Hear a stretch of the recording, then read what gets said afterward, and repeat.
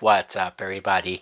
My name is Mike Brown, aka Review King MB, and back once again, one more time for a buy or sell in the Sony Spider-Man, Spider-Verse type universe. This time I'm here to pitch a movie entitled Spider-Girl. Now, if you're wondering, wait, didn't you pitch a movie with Spider-Gwen, who she would be called Spider-Woman? What are we talking about here? Spider-Girl? So I pitched a while ago now a potential Spider-Man 4, aka Superior Spider-Man movie, where Tobey Maguire's Spider-Man, along with Kirsten Dunst's Mary Jane, would have a daughter, and I wanted to set that up as a potential future movie down the line, a spin-off film, because there is a comic book called Spider-Girl. It started off as a what if, but the character got kind of popular that they at least tried to give her her own line of a few books and tried different scenarios and different backstories for the character. But she was the daughter of Peter and Mary Jane, and she obviously doesn't have to get bit by a spider because her father is Spider-Man. And so in her story, Peter Parker loses his leg in a battle with Green Goblin, and he's able to make a mechanical leg, but he decides, shit, that was close. I almost died. I have a daughter now. I'm going to retire as Spider-Man. So he does. He retires. And by the time his daughter becomes about 15 years old, she starts to develop kind of like puberty. She develops spider powers, and so she decides, well, fuck it.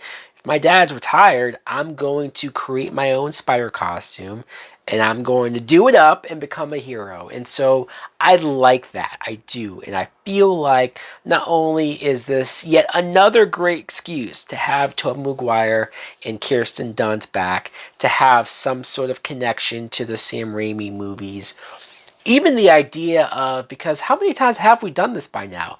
Whether it's a TV show that is a legacy type show that brings back the original characters from the original version, but now it's back and maybe it's the next generation, but those older actors are still there as the parents or as the whatever. I feel like you could do something here. This is a legacy film. This is a film that you don't have to continue to reboot Spider-Man. You don't have to continue to start all over with Peter Parker like we always seem to do. We can just continue on down the line where Peter and MJ are older now. And they're not just parents, but they're older parents who now have a teenage daughter. And they're not the central focus of the story anymore. I don't know if you would have Peter lose his leg in a similar way, but even the idea of him almost dying in a battle with any villain that you can think of, and so him deciding that was close, I have a family, I'm going to retire, that makes sense, especially for Tobey's character. I could definitely see him down the line doing that. And as far as actresses to cast as their daughter, by the way, I should say her name. Her name is Annie Mae Parker, or Mayday Parker. I saw two different names. Either way, she's named May Parker after his aunt, so I think that's also a great callback. The actresses that I saw, I was trying to think of the appropriate age of an actress that could carry a film like this. I saw a few names, but the ones that stood out were Millie Bobby Brown, which I know she's a go-to, and I know some people might be sick of her by now. I don't know. I still think she's a great actress. I think she could pull it off. Or McKenna Grace. McKenna Grace I've seen in so many things, and I feel like she's getting older to the point where she could definitely carry something like this. And she would also be able to play up that smart girl that's the daughter of Peter Parker. Like, she can have the red hair like her mom, and but she needs to have that book smarts, that mathematics smarts. The villains. It's always hard to think about what villains work with each hero and how it all can connect. And if you accused me of just choosing a female villain for the Spider-Gwen movie, like, okay, fine, I'll move away from that.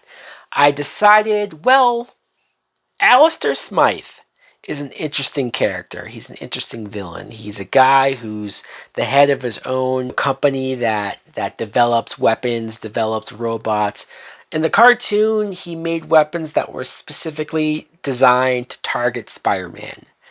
And so you could either have a situation where he's been around for a long time, and so he hates Spider-Man, and when a Spider Girl, a new Spider character comes around, he's like, aha, it's my chance to make up for not being able to stop Spider-Man. Or he could just be a younger character that decides to just go after Spider-Girl for the same reason that he would have gone after Spider-Man.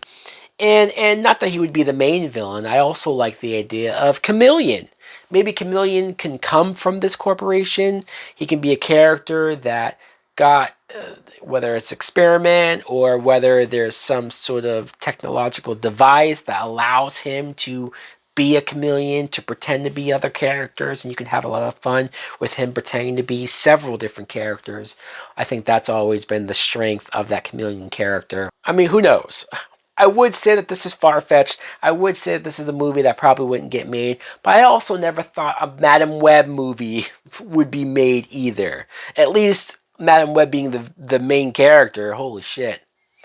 Anyways, guys, let me know in the comments below if you like my idea. Would you buy or sell on Spider-Girl? Thanks for watching. Like, comment, subscribe. Later.